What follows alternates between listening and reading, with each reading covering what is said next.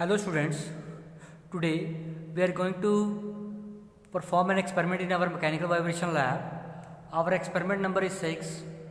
So first our objective is to study the longitudinal vibration of helical spring and to determine frequency of oscillation theoretically and actual by experiment.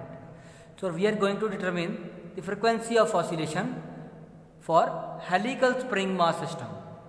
For this experiment, the apparatus required is spring mass system, a measuring tape, a stopwatch, and we require some weights whose masses are known to us. So this is our setup. Here our universal vibration apparatus frame. There is an attachment. I will show you on experimental setup.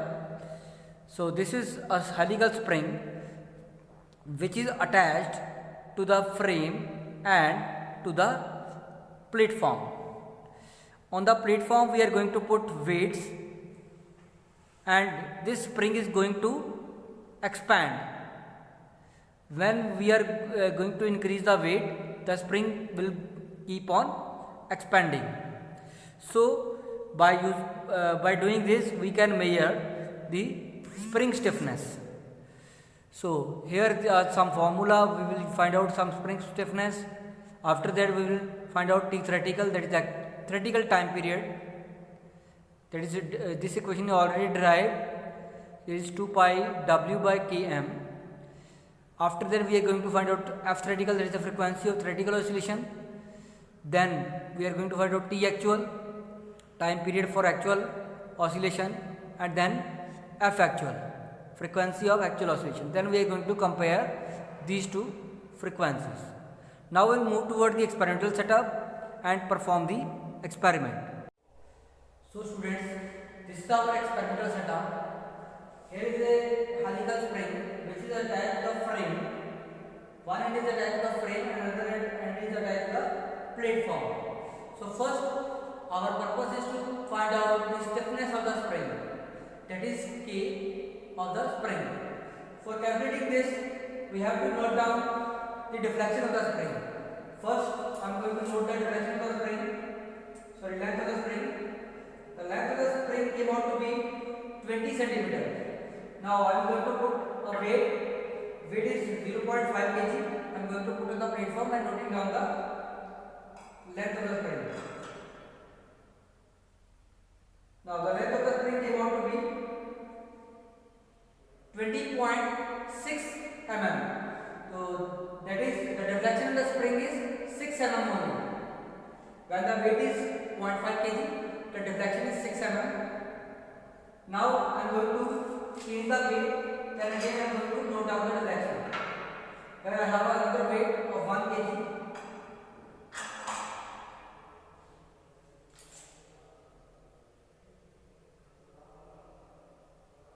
Now the length of the spring came out to be 21.2 mm.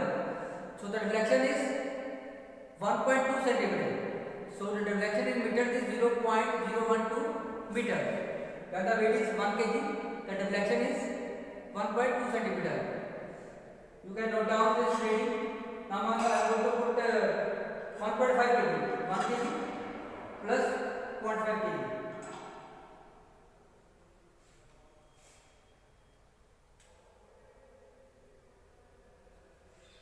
Now the deflection came out to be 1.8 centimeter when the weight is 1.5 kg. So 1.8 centimeter means 0.018 meter. You can note down this. This will help to find out the value of spring stiffness of the spring. Now I am going to put a weight of 0.5 kg and noting down the time period of oscillation.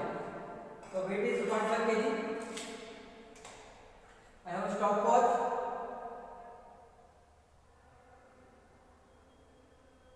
One, two, three, four, five, six, seven, eight, nine, 10.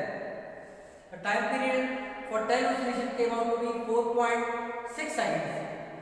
Now I am going to move towards the observation table and perform the calculations. So students, moving towards the observation table. We have already noted down when we put the weight 0.5 kg in platform, the deflection came out to be 0.006 meters, and when we have increased the weight to 1 kg, the deflection becomes 0.012. When again we have increased, the deflection came out to be 0.018. Then we know the spring stiffness is equal to load upon deflection. Here the load is 0.5. When we divide load to the deflection, we will get 83.33 kg per meter. Similarly, I have already calculated in case of 1 kg, in case of 1.5 kg. Next, it is required to find out the mean spring stiffness. When we sum three of them and divide to 3, we will get a mean spring stiffness, that is equal to 83.33 kg per meter. Next, it is required to be find out theoretical time period. T theoretical we know it is equal to 2 pi under root W by Km. I have chosen 0.5 kg weight and calculated the T theoretical. The T theoretical came out to be 0.4684 second. Then the frequency of theoretical oscillation came out to be 1 upon T theoretical, that is equal to 2.055 Hertz. Then it is required to be find out T actual, that is the time taken to complete one oscillation during our experiment. So we have performed 10 number of oscillation and we have noted down the total time taken for 10 oscillation came out to be 4.6 seconds. Then total time period upon number of oscillation we will get 0.46 second.